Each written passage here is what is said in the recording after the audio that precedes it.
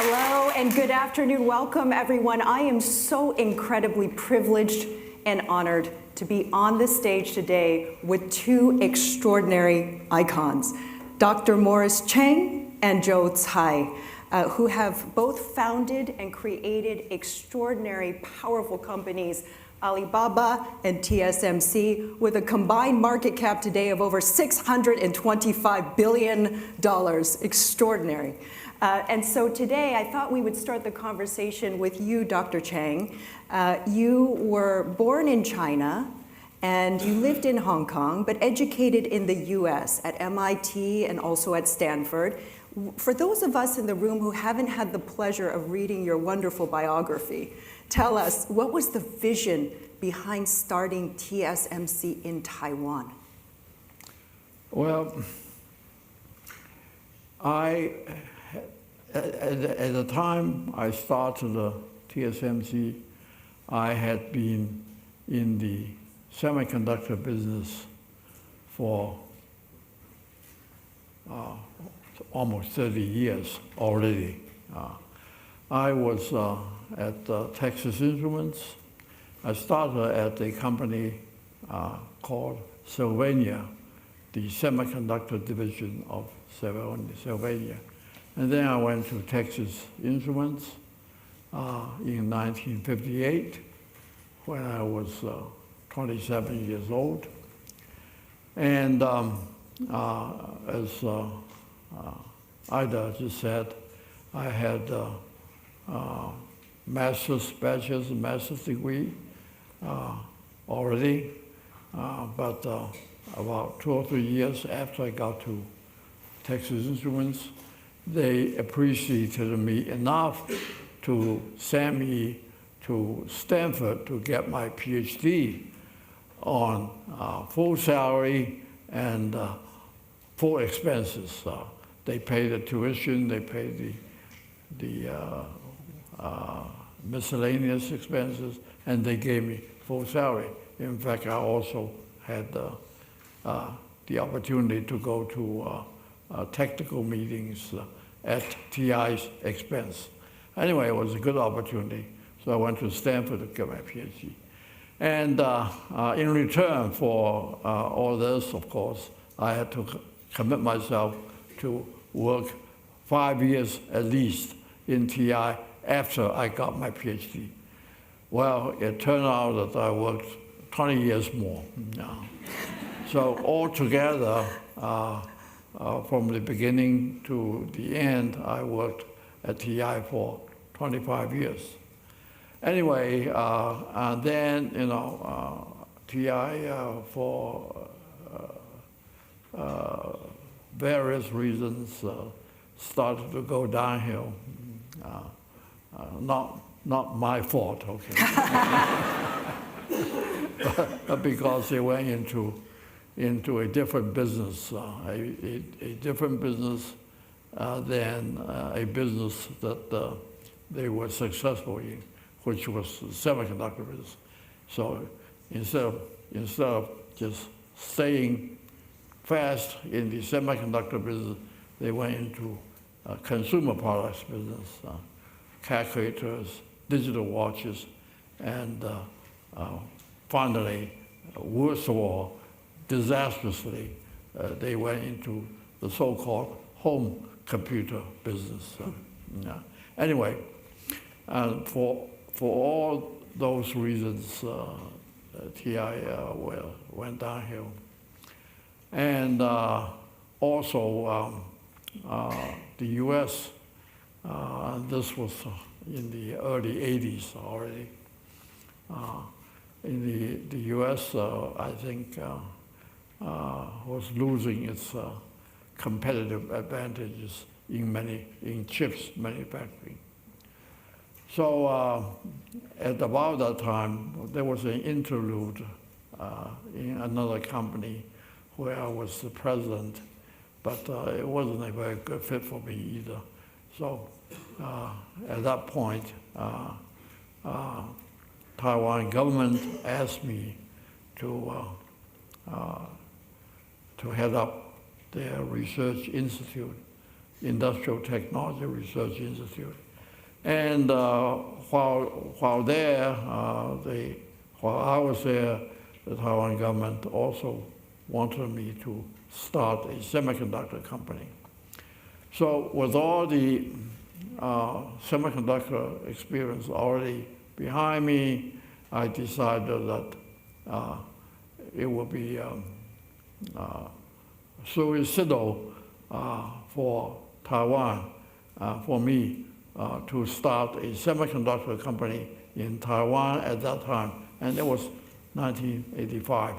At that time, it was suicidal to start a normal, standard IDM company in Taiwan. We would have to compete with the likes of Texas Instruments, Intel, National, Fairchild, all these established companies, not to mention Japanese companies. And so instead of using the standard business model, which was to do everything from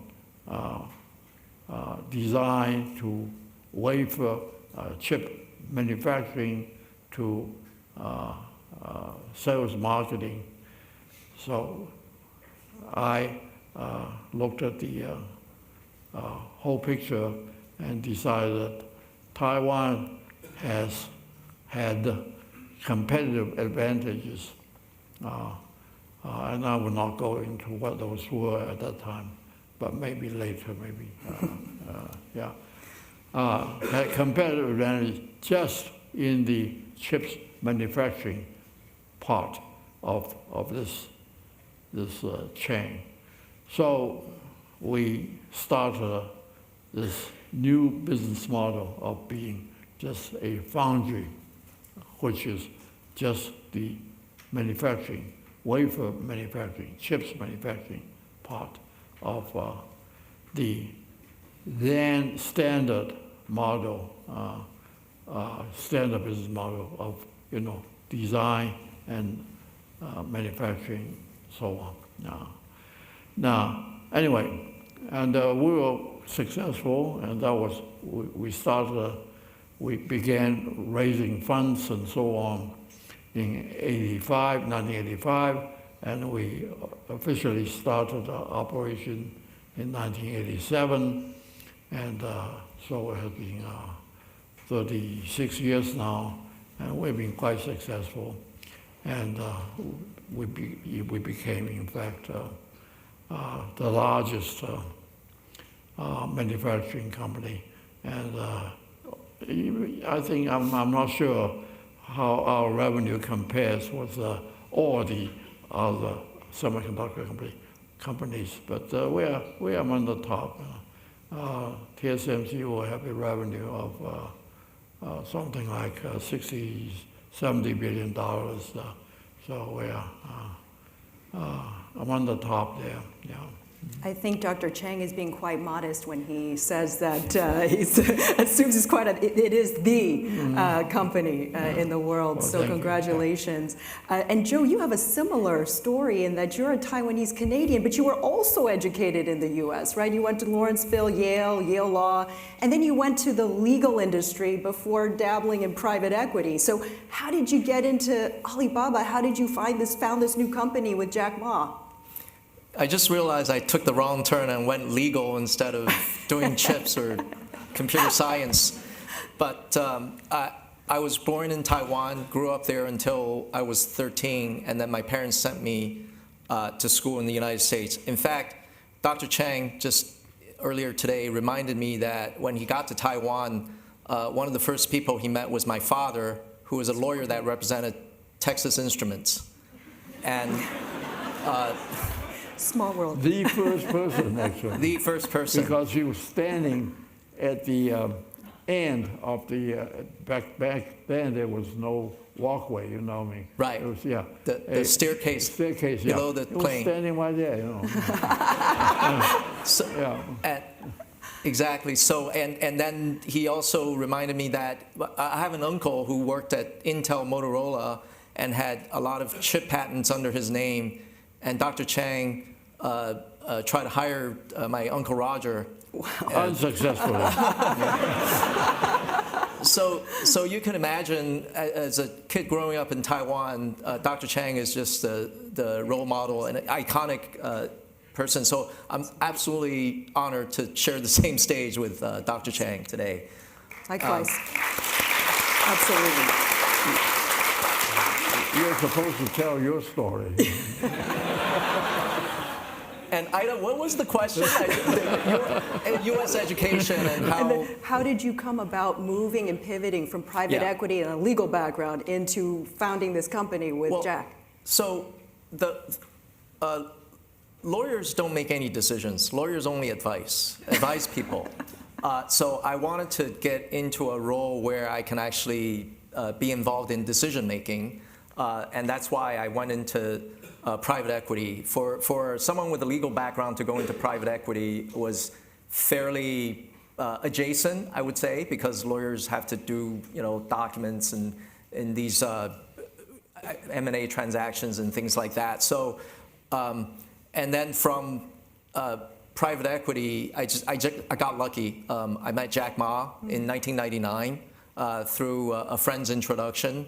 Another friend from Taiwan, and then I went to his second floor apartment in this unit called the Lakeside Gardens, and it was a room full of young, fresh-faced, wide-eyed people that are following Jack. They're sort of the disciples of Jack, and that was the rest was history.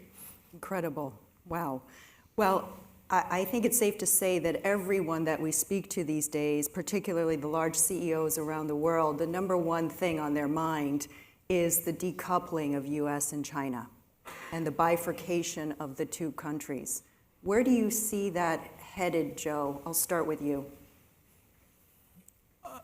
I think there's a couple of reasons for that's driving the decoupling. I think governments nowadays around the world, not just U.S. and China, but governments around the world are worried about security, national security, and also they're worried about digital security. So when you go to Europe, people talk about digital sovereignty, making sure that their citizens and their data privacy is protected. And for those reasons, I think supply chain is now being decoupled, and also in the digital world, we actually see a lot of fragmentation in the digital world. Morris, any thoughts on that? Well, I think the best book that I have read on this phenomena was probably Graham Edison's book.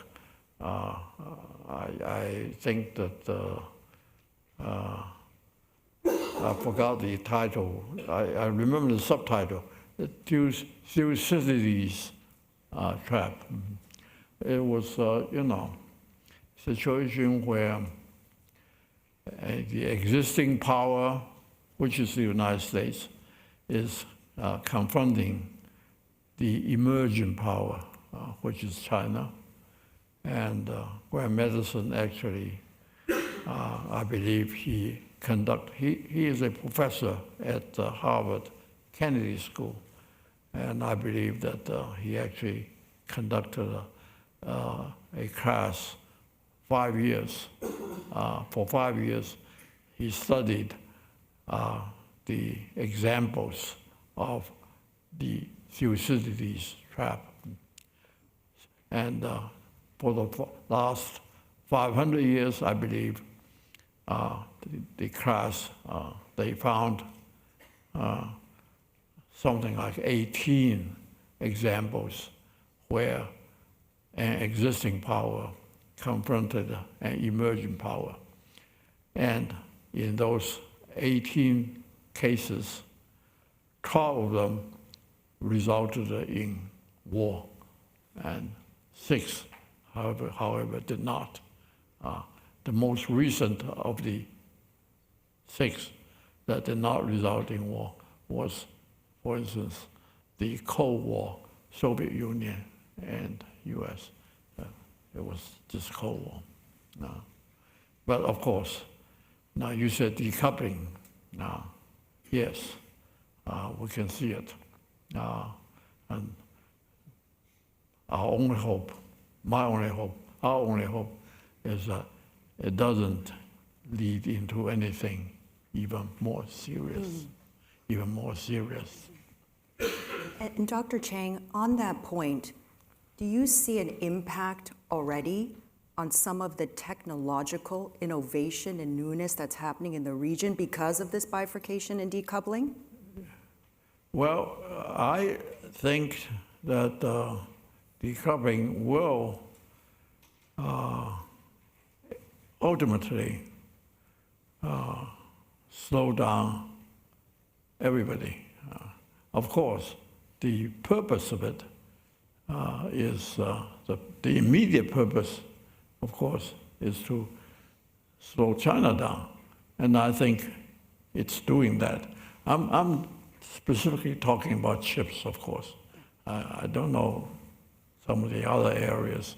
About chips, I think the immediate purpose of decoupling is to slow China down, and I think it's doing that. Ultimately, I think maybe, and let's say maybe, I think ultimately, I think it will be harmful to everybody, you know. I mean, I think the world, if we all work together, maybe it will progress faster. Yeah. Yeah, indeed. Joe, investor sentiment into the region, into Asia, has been quite challenged recently. What would you say that we should be thinking about to make sure we don't lose that dynamism, right, in the region? How can we gain back that investor confidence into the region? I think Asia is a big place, but I think a lot of the cultures in Asia are quite similar in that people are industrious, and these economies have provided very high levels of education to the population. So for investors, the question you should ask investors is, do you want to bet against people in Asia, right? People who are hardworking and who are educated. And it's a place that people have to be because I think you talk about dynamism. I think Asia is still a very dynamic place. I think we've seen a slowdown in China of the economy, but there's a ton of industrious people, hardworking people, working on new technologies, working on the fact that China is today is the largest manufacturing of the country in the world, and in the future, I still see China as being a manufacturing powerhouse. Maybe not to the extent of making very high-end chips, because that takes time to acquire the know-how. But just the sheer demographics of China, you're looking at about 800 million people that are in the labor force, and 200 of them are educated, highly educated, skilled, highly skilled labor. There's also a vocational school system. At lunchtime, we talked about vocational schools, people that are working on the shop floors, that are, sort of engineering supervisors that could create, make things. So I think Asia continues to be a dynamic place because culturally people are hardworking and very entrepreneurial. On the topic of education, if you could just spend a moment with me on that, because Dr. Chang, you said in your book, and also I've read, that one of the reasons that you moved to Taiwan, in addition to the government asking you to go there, was that there's a lot of talent there, right? You saw a lot of talented individuals that could really help you build the business that you were looking to build. So talk to me a little bit about your views of education in Asia versus education in the US, which you both had the pleasure of attending. Well, I was, when I said there was a lot of talent, I meant specifically manufacturing talent. Yes. In manufacturing, you need, you really don't need very many geniuses. You don't need very many innovative thinkers. Yeah, you need a few, but not very many. But you need a lot of people who are disciplined, who know their specific trade, repair and maintenance people, supervisory, production supervisors, and production engineers. So in Taiwan, they have a lot of trade schools. Those are for people who don't get to go to colleges. There's an examination after high school graduation, and only 20 or 30% of people pass the exam. And only 20 or 30% of high school graduates get to go to the colleges, the general purpose colleges. But most of the rest can go to these trade schools, 3-year trade schools, 5-year trade schools, and they learn specific skills which allow them really to get pretty good jobs after they graduate from those trade schools. So that's one advantage that the Taiwan education system does have. Joe, any thoughts on education? Well, two things. I think American schools, whether it's a high school, boarding school, or university, or higher master PhD programs, is still aspirational for most people around the world. Parents still want to send their kids to the United States to be educated here, and that's because this country has a system that fosters freedom of thinking and so the geniuses, if you will, really can become even better, the elite. I think American universities are very good at training the elite, and people that have graduated from PhD programs from around the world go back to their countries and contribute in a great way. If you look at the heads of major technology companies in the United States, they come from all over the world, and they are beneficiaries of an American high-end education. But these are CEOs. What about the rest, right? What about the kid that, kind of went to, a liberal arts college and ended up being an Uber driver? That's not, so the thing that we have talked about at lunchtime is United States doesn't have a vocational school program.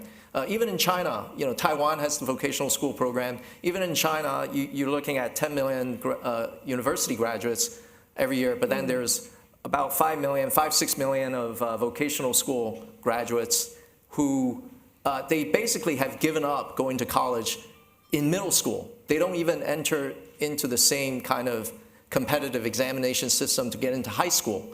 So they went on this vocational track. And when you are developing a manufacturing economy, that's very handy.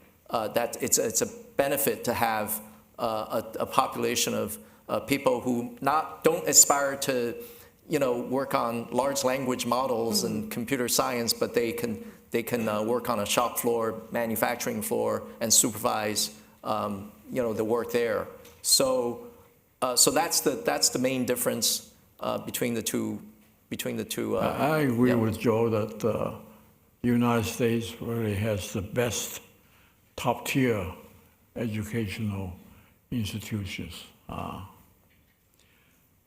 The Ivy League schools, MIT and so on, no equal. There's no equal in the world to that tier of education. We in the legal profession would like to say Yale Law School is a great theoretical school, and the students come out and fail the bar exam. But Harvard Law School is more like a trade school.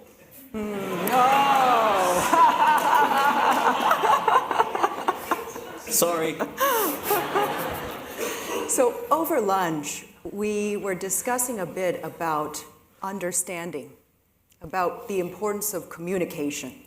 right? The way that we can better understand the differences between the countries, right? To maybe perhaps bring some more convergent ideas together on the table. What would your advice be to other leaders in the US or other CEOs in the US of how to better understand and work with China and more broadly with Asia?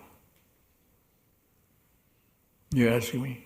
Well, yeah, I certainly would advise them to talk more and so on. If it's any use, it's usually, frankly, unfortunately, it's particularly if they're already top people in either business or government, it's not very useful to give them advice on how to be more cooperative, how to be. Joe, how do we increase Yeah. the understanding? Well, The I think relationship. it used to be that business people just minded their own business. They have fiduciary obligation to their shareholders, and they say, we just kind of stay out of the press, do our own business, and that's it. But I think we live in a much more complex geopolitical world where communication is absolutely important. I think businesses from both U.S. and China need to communicate with each other. Without communication, there's a lot of room for misunderstanding. And if you have misunderstanding, then you let the lack of trust accumulate. And that could create a lot of conflicts. And so I think it behooves even people in business to travel a lot, talk to different communities in different countries and share their viewpoints. Even if you argue with each other, I think it's a good thing. Communication is so key to increasing understanding, and which ultimately leads for trust building and a peaceful world. Extremely well said, Joe. Thank you for that. Dr. Chang, I'm going to pivot a little bit because you at TSMC have developed the most sophisticated, smallest 3 nanometer chips in Taiwan. You shared with us over lunch that in Arizona, in the next 1 or 2 years, they're going to catch up with that ability to develop the smallest, most sophisticated chips in the world. Tell us how you think about staying ahead of the curve. How do you continue to do that and have the dominance there? Share with us your vision. Well, in the chip business, there is already so far there is a preset course for us to follow, and that's the so-called Moore's law. It was just a prediction made by Gordon Moore in 1965. He said that the density of transistors on a chip will double every 18 months. So to double the density, every 18 months to 24 months, you have to make this transistor smaller all the time. And that's why, we have made the transistors from microns, from the size that you could look at under an optical microscope to the present size of 2 nanometers, 3 nanometers, that, my goodness, you need very high power electron microscopes to look at. Anyway, but that course has been miraculously effective for the last 50, 60 years.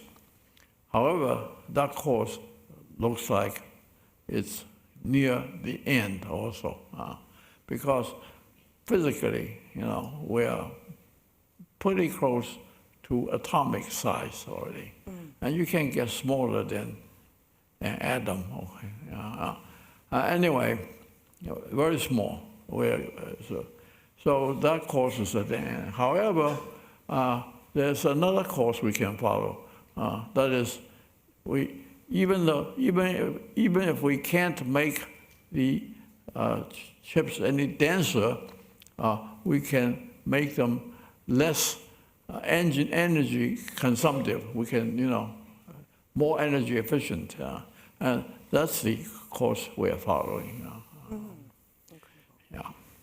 So I would be remiss if I didn't ask Dr. Chang and Joe leadership traits, because I'm sure we're all in this room waiting to hear your guidance and your observations on what characteristics young individuals need today to be successful future leaders.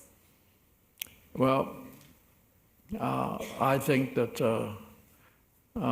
they need to, first of all, they need to establish a knowledge base. I'm a believer of the so-called knowledge pyramid.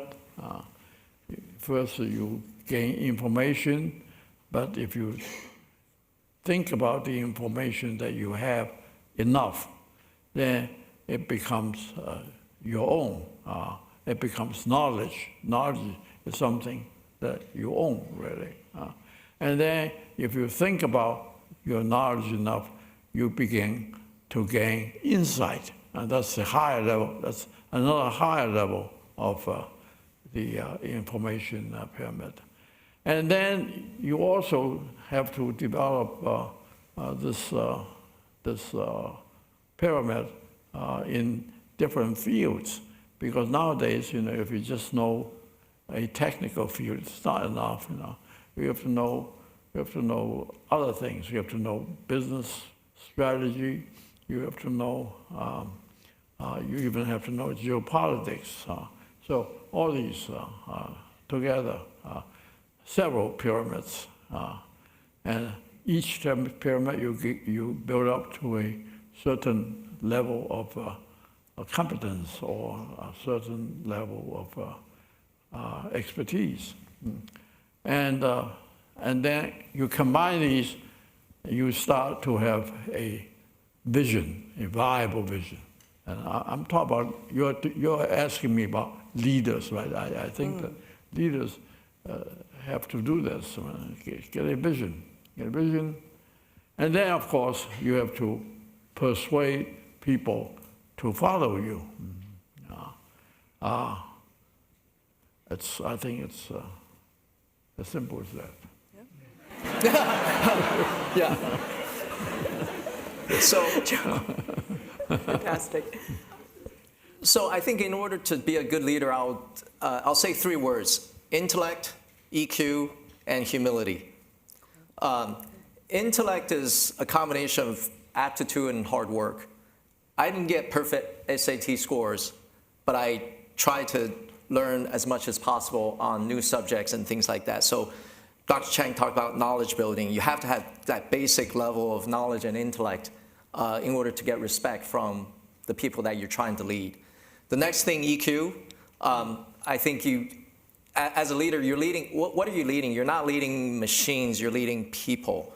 So you need to deal with people, and I think the most important sort of skill set is to convince other people to do things that they don't want to do, but you want them to do. So you have to have a lot of EQ to do that.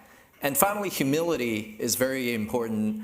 I've said this many times before, so you might have heard, if you get tired, just let me know. But Jack Welch used to say that you have to have the humility to hire people smarter than you are. To bring people into the company that are more talented, smarter, because Jack Welch said, A people hire other A people, B people hire C people. You have a lot of people, managers that are insecure about themselves, so they end up not hiring very good talent because they feel threatened all the time. Leaders can't do that. Leaders have to hire people that are smarter than they are, and if they feel like they have to be the smartest person in the room all the time, it's not a good leader. Well, thank you both so much for the pearls of wisdom. It was incredibly insightful and helpful, the pyramid and all of the wonderful comments that you've made too, Joe, and I particularly resonate with the EQ. You don't hear enough leaders talking about the importance of EQ and humility. Very, very much resonates. I'm going to pivot now, Joe, to sports. Thank you. Brooklyn Nets. This is more relaxing we for have me. the San Diego Seals, the Brooklyn Right. Nets. So what made you foray into sports? Yeah, I actually think this is very interesting. In this country, in America, Asians are not well known to be, sports figures, right? Other than Jeremy Lin, I don't think you can name another Asian athlete in this country. And so I get that question a lot from people like, Joe, why are you involved in sports? You're not supposed to. Like the subtext is, you're not supposed to be involved in sports. Well, I happen to be very passionate about sports. I was an athlete when I was very young. When I was growing up in Taiwan, we had baseball and dodgeball. But Did you play? no, not like the movie Dodgeball, but those who grew up in Taiwan understand exactly what I'm talking about. So when I got to the U.S., I went to an all-boys boarding school. So the only way I could sort of get people to accept me, accepted into the community, was to play a lot of sports, because that's how you get respect. Not in the classroom. I was better than everyone else in math, but I didn't get respect that way. I got respect on the football field. I played American football in high school, and then I picked up lacrosse because I was cut from the baseball team. So that's my background in sports, and getting into the Brooklyn Nets was actually just serendipity. I had never dreamt of growing up to own a sports team, a professional sport team of the magnitude like a team in the NBA. But it just came along as an opportunity. The more I looked at it, basically to own a major professional sports league team in the United States is like owning a rare asset. It's like owning that Park Avenue apartment, penthouse apartment on Park Avenue. The value is not going to go down. You're not going to make a lot of operating cash flow, but when you do sell it, the value will appreciate most likely. So knowing that economically my downside was protected, that's what motivated me to sort of jump in and sort of pursue my passion. Wonderful. Well, we have time for just one last question. The time has flown by already, but I'm going to ask the question to both of you, and we'll start with you, Dr. Chang. What is one thing that keeps you up at night, and what is one thing you're super optimistic about in the future? Well, the one thing that I don't think anything keeps me up at night. That's great. But what comes the closest to keeping me up at night is the first topic that we discussed this afternoon. Which is, decoupling, and, it looks like countries are mad at each other, and that worries me, yeah. Most optimistic, I really think that this country, which is my country, U.S., United States, is still, the hope of the world, I think. That's in spite of all the problems we're having, but I think it still is a shining example of in the world. Yeah.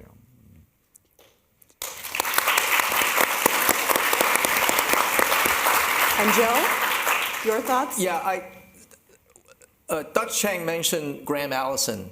So 6 years ago, after he wrote the book, Destined for War, The Thucydides Trap, he went to Beijing, and I went to hear him speak.